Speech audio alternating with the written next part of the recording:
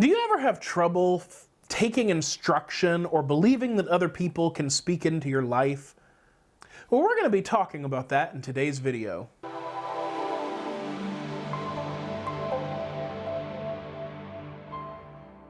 Hey guys, and welcome back to God's Word Made Simple by Simple Servant Ministries. My name is Aaron Hawk, and if this is your first time visiting with us, I just want to say welcome and thank you for joining us today.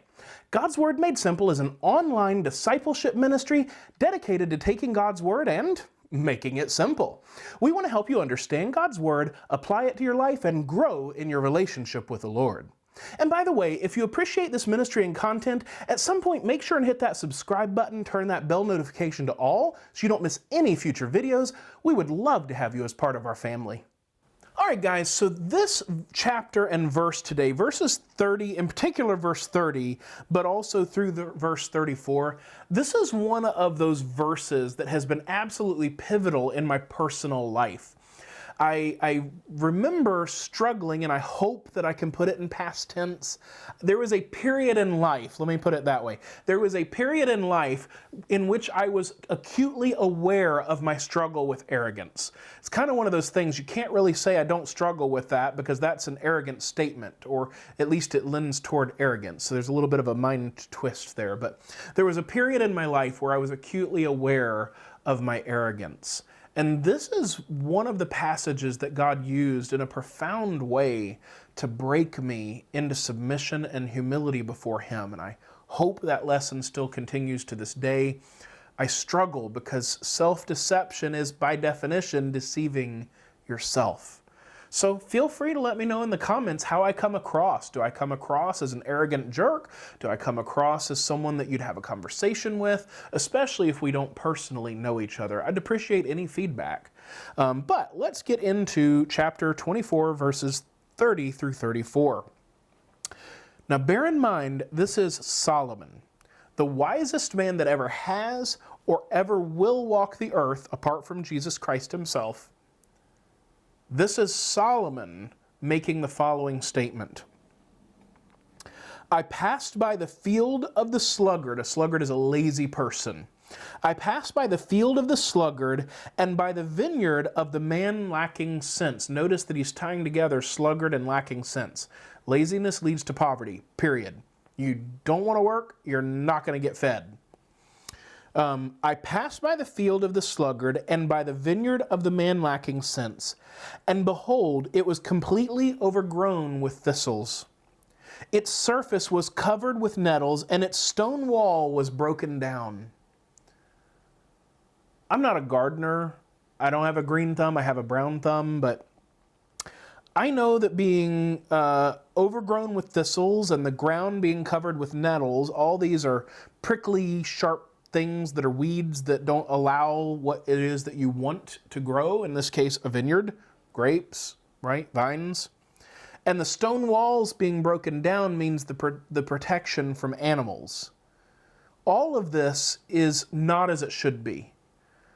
Weeds have grown where there should be produce, and the walls of protection have been broken down due to neglect. When I saw, I reflected upon it. Solomon, the wisest man that has ever lived. When I saw, I reflected upon it, and I looked and received instruction. A little sleep, a little slumber, a little folding of the hands to rest. Little by little, you get it? Then your poverty will come on. Sorry, I'm quoting King James in my head and reading New American, and it's not working.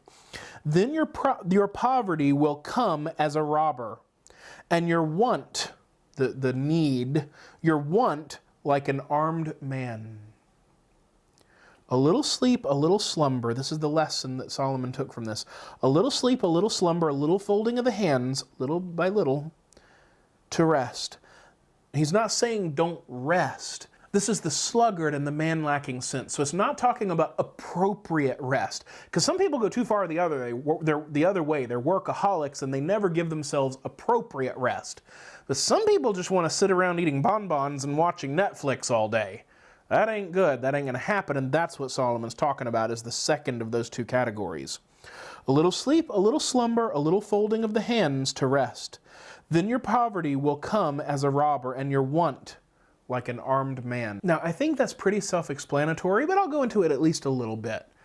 Little by little is how you ruin yourself and the things that you have invested in. It's small compromises. It's, well, I've had enough rest, but I'm going to do a little more. Well, I've had enough, but I'm going to do a little more, right? It's that little by little compromise that ends up leading to someone becoming a sluggard, a person that lacks sense. And so Solomon, the big takeaway from this for me isn't even the content of the message, although that's obviously the most important thing from a scriptural standpoint, but I think that one is fairly obvious. If you are not diligent and you don't work hard, you cannot expect blessing. You cannot expect to reap the reward of what you have done if you've done nothing. Now, yes, we all know exceptions to the rules. Remember, the Proverbs are a collection of general truths, not absolute truths. We all know some, trust fund kid or whatever that hasn't done a day of work in his life and has more money than he knows what to do with. Or sometimes it's the person that just has the perfect idea at the perfect time in life, and it just explodes for no reason of their own, and they just get to ride the wave. And we tend to get jealous of those people, if we're honest. We shouldn't, but we do. But for most people, you've got to grind it out if you want prosperity. That's the real point that Solomon is making to his son, because Solomon was king over Israel during the golden era. There was no want or lack of anything in the kingdom. So he's trying to prepare his son. You can't take advantage of all of this. That's the real point of this passage. But my meditation that comes from this, and this is my thought, for the sake of learning humility. See, during that particular phase of being especially arrogant, I just felt like I knew more than everybody around me, and that was arrogant. But I really didn't feel like other people could teach me. Now, I wouldn't have worded it that way, and I certainly wouldn't have said that no one could. The people that were around me, for the most part, during that period, I felt like there was really nothing that they could teach me.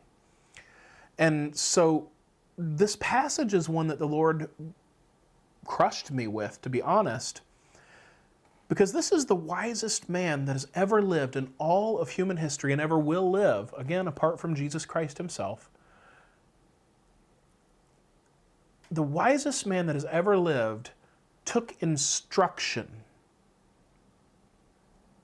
was taught by an inanimate object.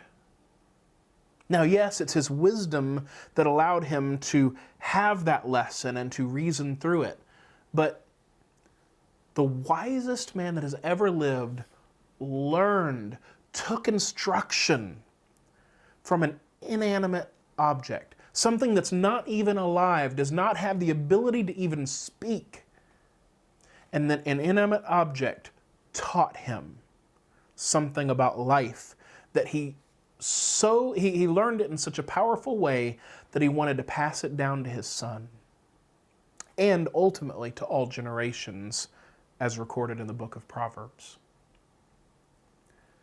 If the wisest man that has ever lived can learn from something that's not even alive, I can learn something from anyone and anything. The difference is, am I listening? Am I willing to hear the lesson? Am I willing to see it? Am I willing to put in the hard work, the diligence, instead of being a sluggard and just expecting things to come? Am I willing to put in the hard work to learn the lesson? See, a long time ago, I phrased it something along the lines of, there's a lesson to be learned in anything, or no, everything. There's a lesson to be learned in everything if we're willing to look. There's a lesson to be learned in everything if we're willing to look. And that thought came from this passage. So if Solomon, the wisest man that's ever lived, can learn from an inanimate object, I can learn from anything. The question is, am I willing to look and listen? If not, then I'm being arrogant. And if I am, then I can, hopefully in humility, receive that instruction. And if I can receive it from an inanimate object, I most certainly can receive it from one of God's children. Even if they're not saved, they're still somebody that God has created and they are his child in that sense. There's a lesson to be learned in everything if only we will look for it.